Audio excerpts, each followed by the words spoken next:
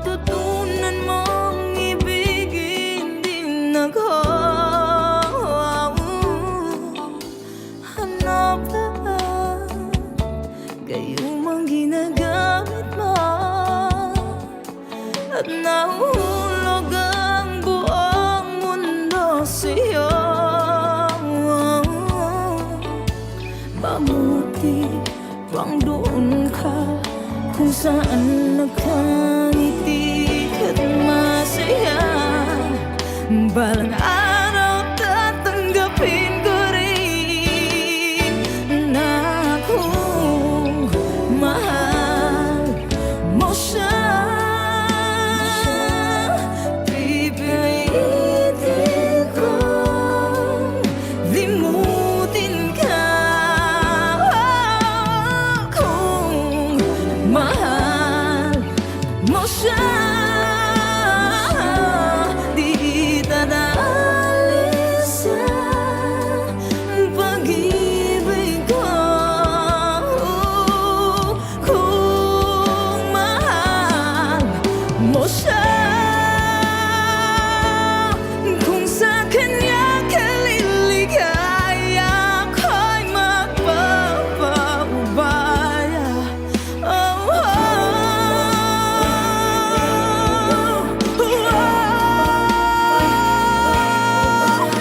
kung mahal mo siya, pipilitin kong limutin ka kung mahal mo siya. Di tatalis sa pag-ibig ko kung mahal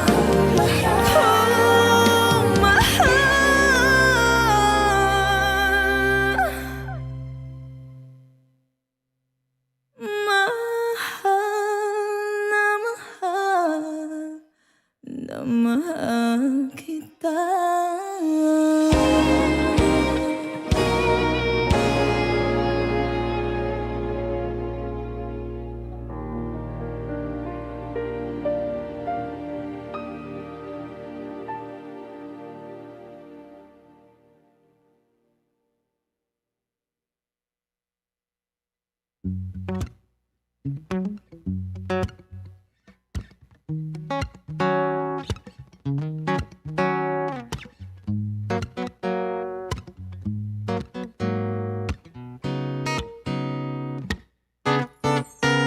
I can't claim it as my birthright, but my cap will be my crown. The broom will be my scepter, and the stool will be my throne. The dogs will be the horses with prince and princess of our own.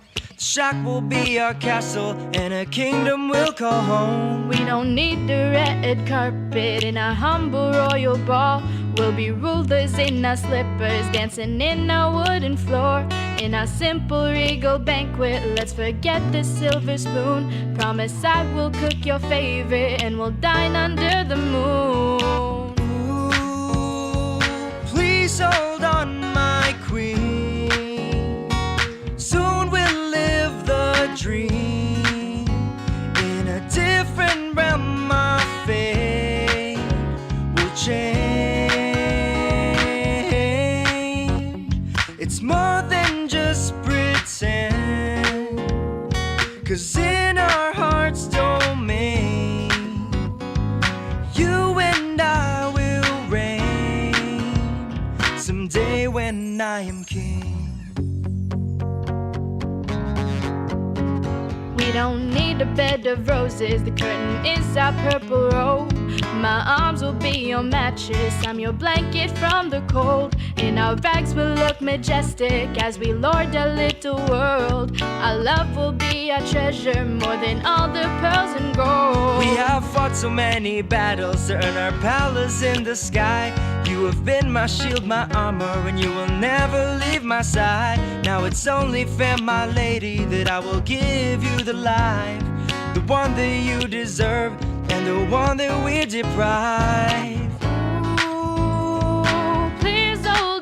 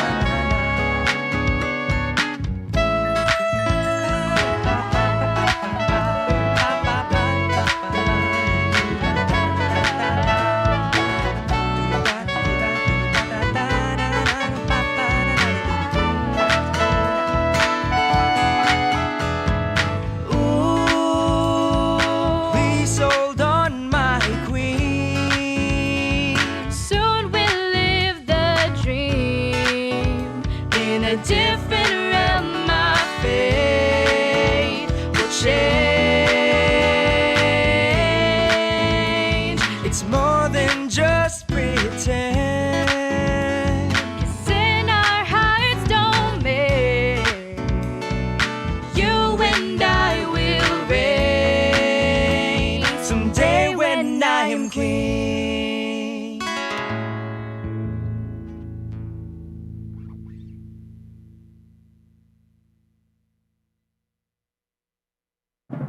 Bayang magiliw, perlas ng silanganan. Alam ng puso, sa dibdib mo'y buhay. Lupang hinirang, duyan ka ng magiting. Sa manlulupi, di ka masisingil. Sa dagat at bundok, sa simoy at sa langit mong paghaw. May nilang ang tula at awit sa paglayang minamahal. Ang kisap ng watawat mo'y tagumpay na nagdidikdik. Ang bituin at araw niya kailan pa may magdidilim. Lupa ng araw ng walo aming pagsinta. Buhay ay langit sa piling ko. Aming ligaya na pag may mga ating pagkamatay ng dahil sa'yo. Morning is fast approaching. Let us awaken to the dawn of the new day with God as our constant guide. God our Father, may you grant us wisdom in our decision, courage to rise from all our mistakes, devotions to our duties, and gladness to share and cooperate for the good of our families and our community. May you spark in us a love for the truth and respect for one another. May you preserve us from false pride, unselfishness, and help us to live in peace with one another as brothers. Amen. Good morning. This is radio station DYWB, now signing on. DYWB is a commercial radio station owned and operated by the People's Broadcasting Service Incorporated. as authorized by the National Telecommunications Commission. DYWB operates daily from 4 o'clock in the morning to 11 o'clock in the evening on 630 kilohertz with a power of 10,000 watts. DYWB is broadcasting from Bacolod City, Republic of the Philippines. DYWB is maintained and operated by the following personnel, duly licensed by the National Telecommunications Commission. First-class radio telephone operators. Joselito Pagayon, Chief Technician with license number 94-1PVI-12314.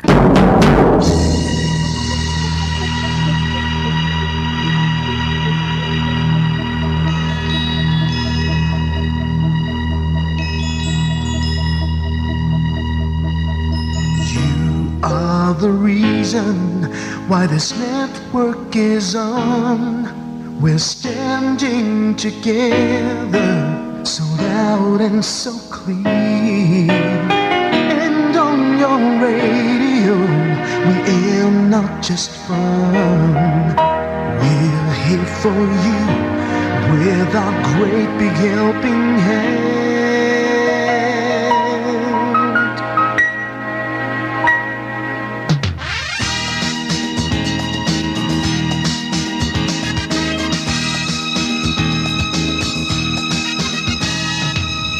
Are the reason why this network is on. We're standing together so loud and so clear. And on your radio, we air not just fun. We're here for you with our great big helping hand. We have the power to tell the truth without fear, with favor to no one. We stand as one. Turn on the radio and stay where you are. Listen to the bombo and we'll take you near or far. We are here to speak the truth and let you know we are here for anyone who needs a helping hand. We are here to find the way to freedom and peace, justice for all, make this world a better place. We are the CBS, the NBN, the PBS, Bombo Radio Radio Philippines. Listen to the voices with no acts of arrogance. With candor and politeness, we are pledged to everyone. We dedicate ourselves, our fortunes, our lives. No matter what it takes, no matter what is sacrificed, we are here to speak the truth and let you know. We are here for anyone who needs a helping hand. We are here to find the way to freedom and peace. Justice for all, make this world a better place. We are the CBS, the NBN, the PBS, Bombo Radio Philippines. Bombo Radio is here for you to let you know what's new. And because we care, we listen, we hear all the cries and whispers. We shall be free and fair. We are here to speak the truth and let you know we are here for anyone who needs a helping hand.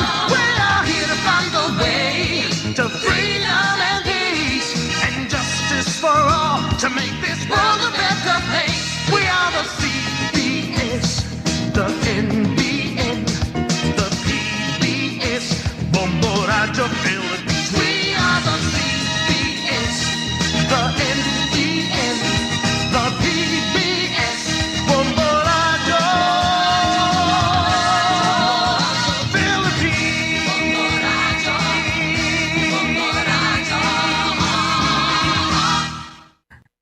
Bombo Radio Bacolod.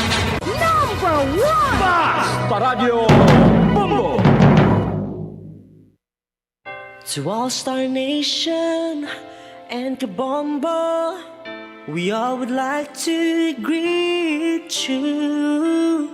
A Merry Christmas,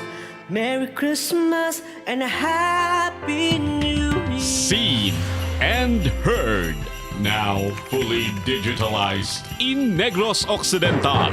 This is Bombo Radio Bacolod. To All Star Nation and Kabombo, we all would like to greet you. A Merry Christmas, Merry Christmas.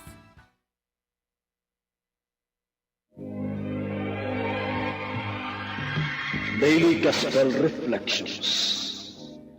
Ang adlaw-adlaw nga pagpamalandong sang Ebanghelyo, agud kita tuytoyan nga magkilala, maghigugma, kag magsunod kay Kristo.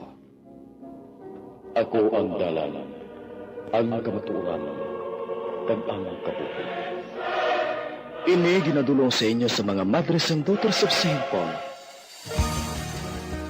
Malipayon nga adlaw sang Biyernes sa inyo tanan mga utod. Dayawon kag pasalamatan naton ang Dios sa grasya sang aton mahal nga Iloy, Birhen sang Loreto.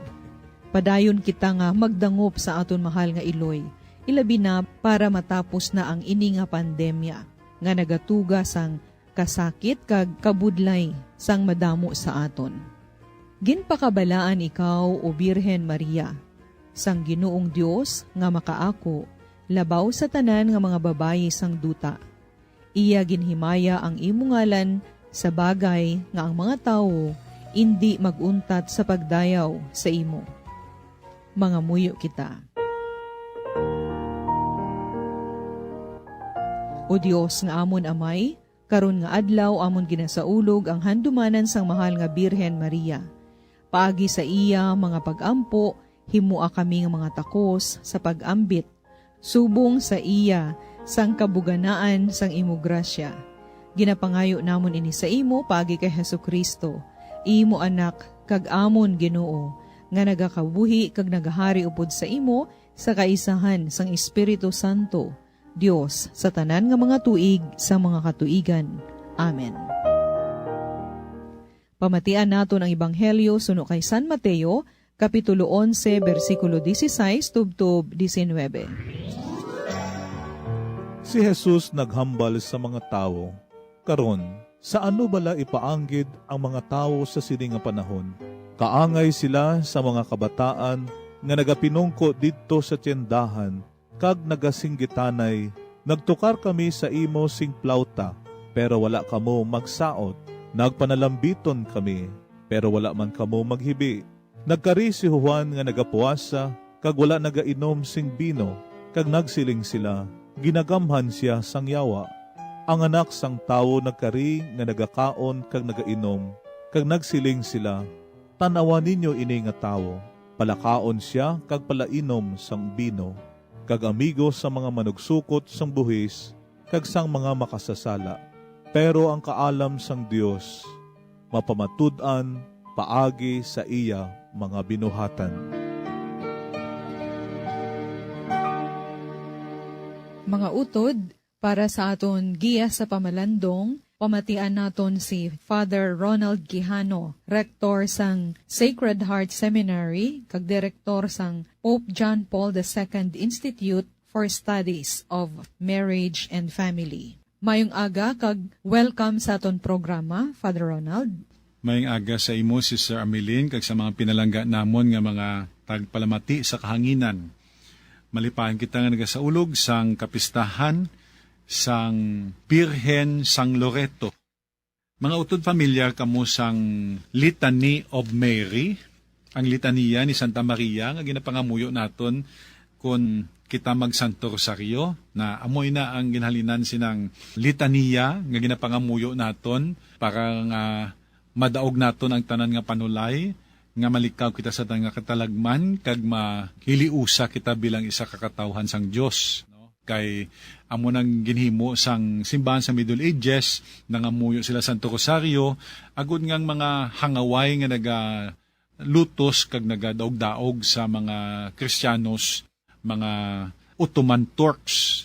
Pagi sa pagpangamoy sa Santo Rosario, ang birin sa Santo Rosario, nalikaw kita sa katalagman, kag nangin madinalagon ang gahom sang Diyos sa kalibutan. Gani ining birin sa Santo Rosario, ginapadungga naton, kag inaman, amo man ang birhen sang Loreto.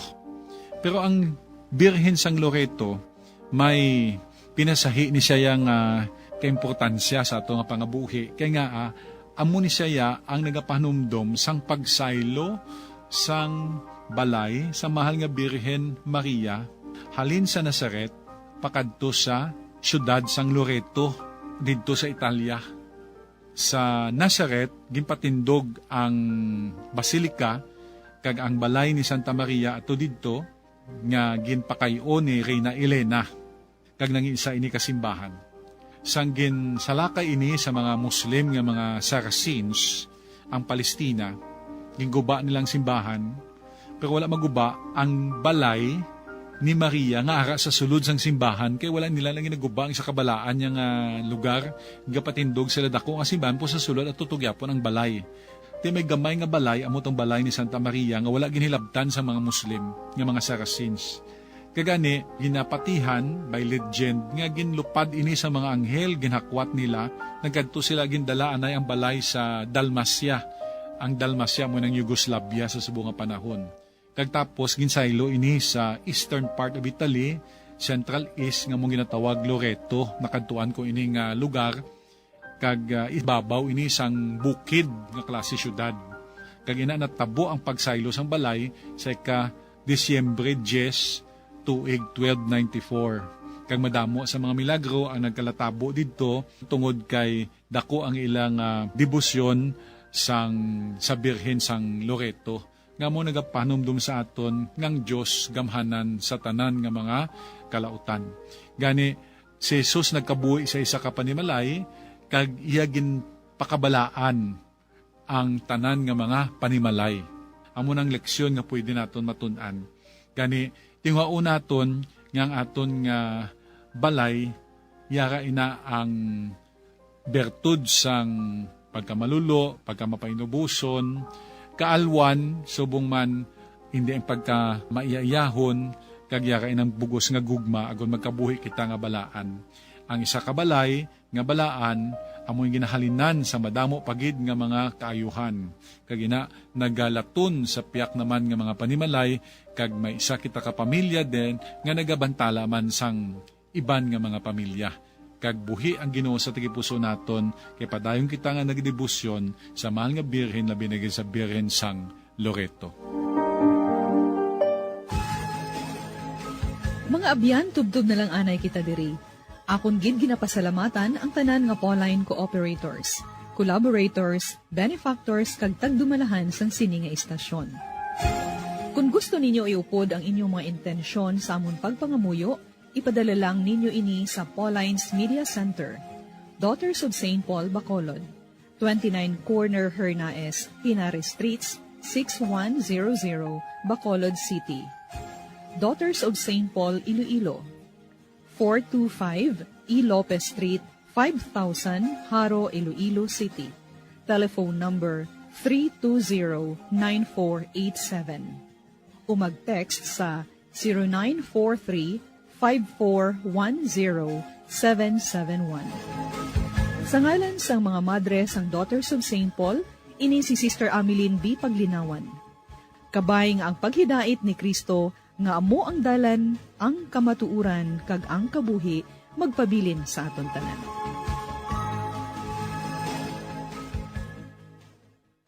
Ini nga programa, inadulot sa inyo sa mga madre sang Daughters of St. Paul, kag sang Bombo Radio Philippines, ang pambansang radyo ng Pilipinas. Basta Radio, Bombo! Bombo Radio Bacolod. #1 Basta Radio Bombo!